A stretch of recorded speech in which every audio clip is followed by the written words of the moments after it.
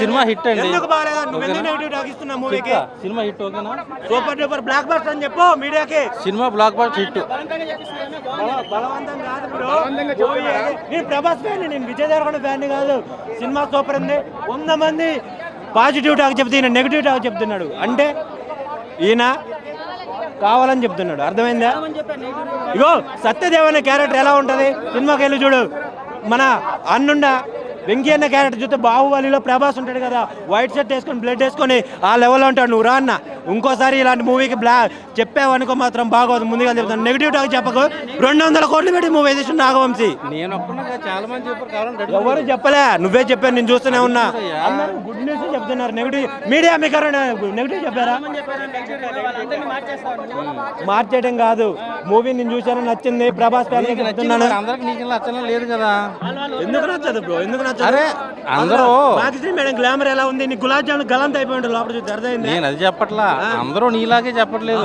ఏ character బాగాలేదు నువ్వు చెప్పు. స్టోరీ ఏ క్యారెక్టర్ బాగాలేదు? అరే స్టోరీయే నాకు నచ్చలేదయ్యా. స్టోరీ ఎందుకు నచ్చదు? నీకు ఎందుకు నచ్చింది?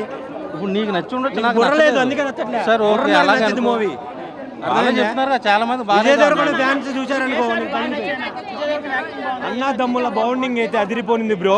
ఆ ఫైట్ సీక్వెన్స్ అయితే మెంటల్ ఎక్కిచ్చేసాడు. ఆ రొమాన్స్ సీన్స్ కూడా బాగా తీసాడు. ఇంకా రొమాన్స్ చెప్పేది కదా, అర్జున్ రెడ్డి మూవీలో ఎలా ఉంటుందో ఇందులో కూడా అలా ఉంటుంది. ఆ సాంగ్ అయితే బాగుంటుంది. హీరోయిన్కి హీరో గారికి సూపర్. ఓకే అండి, చాలా బాగుంది. ఇట్లా అంటే ఆయన నిజంగా ఛాలెంజ్ చేశారు కదా, నిజంగా ఛాలెంజ్ చేయొచ్చు ఇలాంటి మూవీ కోసం. సినిమా జనాలకు నచ్చకపోతే ఎవరైనా చేయలేరు. గేమ్ చేంజర్ లాంటి బెస్ట్ మూవీని కూడా అలా పడుకోబెట్టేశారు. సో ఇట్లాంటి సినిమా అయితే బాగుందన్నమాట. ఇట్లాంటి సినిమాకి దిల్ రాజు గారు ప్రొడ్యూసర్ అయితే ఇంకా వేరే లెవెల్లో ప్రమోషన్స్ అన్నీ బాగుండే.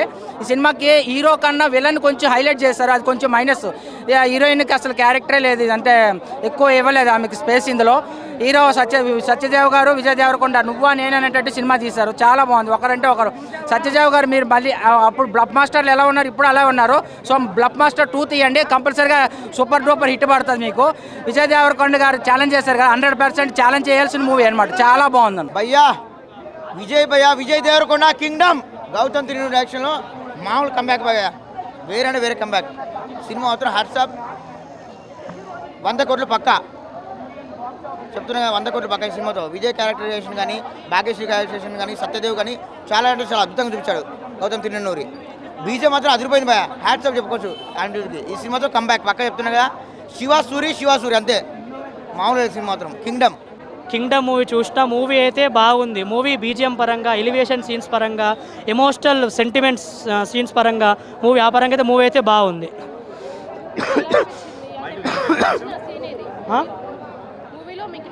నాకు నచ్చిన సీన్స్ అయితే బ్రదర్ సెంటిమెంట్ నాకు హార్ట్కి టచ్ అయింది. అది అంటే వాళ్ళ అన్న సత్యదేవ్ అన్న లెక్క ఉంటాడు మూవీలో. ఆ ఎమోషనల్ సీన్స్, సెంటిమెంట్ సీన్స్ నాకైతే బాగా అనిపించింది మూవీలో. అది నాకు బాగా నచ్చింది మూవీలో. హీరోయిన్ ఎక్కువ చూపెట్టలేదు, అంటే బయట songs, emotional song promo, kiss scenes అవి చూపెట్టిండ్రు కదా, అవేం మూవీలో లేవు. కానీ ఉన్న కాడికైతే మూవీలో అయితే ఆమె అయితే రోల్ బాగుంది. డిసప్పాయింట్ నాకేంత ఎంత సాటిస్ఫాక్షన్ ఏం చేయలేదు నాకు మూవీ. అంటే నాకు అట్లా అనిపించింది. మూవీ ఎట్లుంది నాకు అట్లా అనిపించింది. కానీ మూవీ అయితే బాగుంది, గుడ్ మూవీ. విజయ్ దేవరకొండకు హిట్ పడ్డది. మూవీకి రేటింగ్ అంటే 5కి 3 రేటింగ్. మూవీ బాగుంది, అందరు చూడండి.